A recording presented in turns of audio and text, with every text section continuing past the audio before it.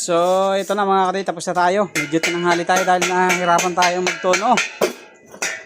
Pero, nag-okay naman na. Okay. So, testing ulit. Para makita natin. Ayan na. Kanina, taas baba ang minor eh. Nawala na rin yung putok-putok. Wala na oh. Nawala rin. Oh, dati kayo eh, lintik ang putok eh. So yun na, okay na mga kadit, tapos na tayo. Tapos pa pala ako sa pagbulan.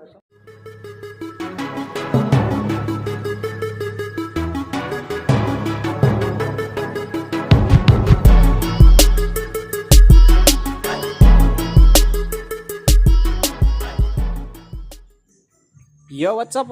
Magandang araw sa inyo mga kadit. At meron tayong ginagawa dito na Mio Sporty. Waskag oh. So, ang problema nito ay namumutok at saka namamatay. Kaya ginawa natin, binaba natin yung carburetor. Upon checking natin sa carburetor ay mayroon tubig. So maraming tubig. Kaya nag-decide kami na ibaba na rin yung tangke para i-drain. So dinrain na natin. Ito na yung gasolina. So para sulit na yung baba. Tapos tune up na rin natin para isang gawaan na lang. Tune up na rin natin yan. So ito na yung carburetor, nalinis na natin. Okay na to.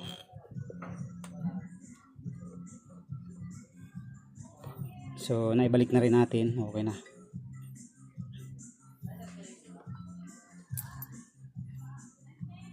So babalik na rin natin yung tangke. Tapos papalitan natin ng gasolina. And then tune up na rin muna habang nag-aantay tayo ng tindag ng gas. So ito, drain na natin. So ang palatandaan ko mga kaduit, kapag nagaganito ang inyong fuel cock, ito sigurado ay hindi pure yung gasolina nyo talaga. May halo kasi lumulusot. Ayan. Parang sobra sa methanol o ganun. Basta hindi maganda yung timplada niya.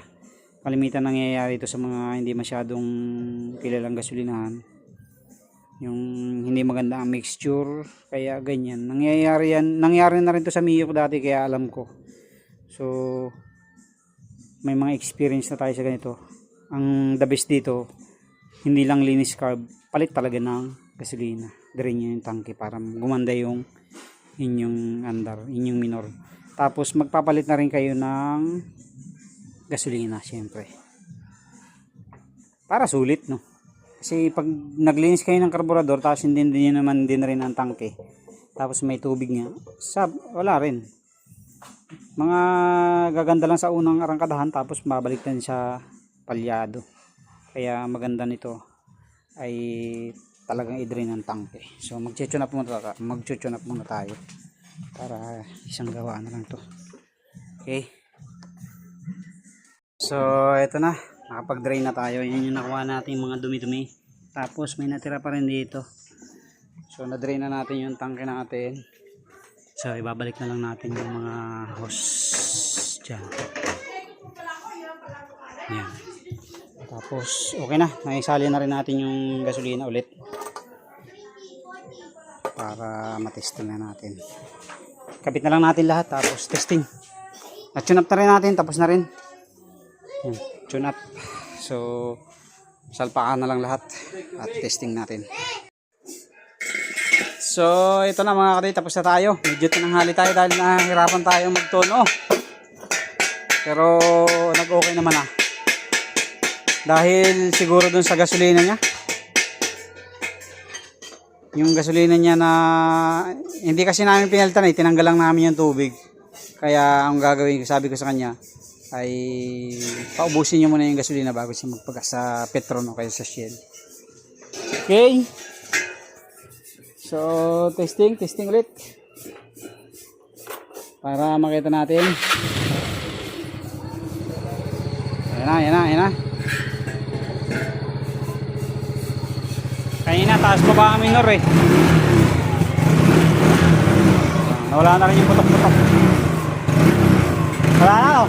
Nawala rin. Oh, dati kayo eh, lintik ang putok eh. Sige na, okay na mga kaduit. Tapos na tayo. Tapos pa pala ako sa